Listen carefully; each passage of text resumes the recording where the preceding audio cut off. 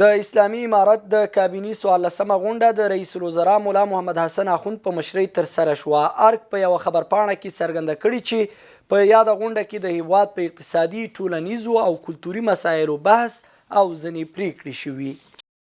د ننګرهار والي د کورونو کرایي کنټرول او د سرپناه د اسانتیا او پراختیا سپارښتنې وکړې. د ننګرهار والي حاجي مولا محمد نعیم اخوند د عدلي ریاست په مشرۍ د کورونو کرایي کنټرول کمیټې سره په ناسته کې د کرایو کنټرول ساتلو او د سرپناه او د اسانتیا او پراختیا په موخه د ښار په انکشاف کې د جدي هڅو ترسره کولو سپارښتنې کړي. د ننګرهار مرستیال والي د مقام رئیسانو او مامورینو ته د چارو ښه والي لارښوونې وکړې.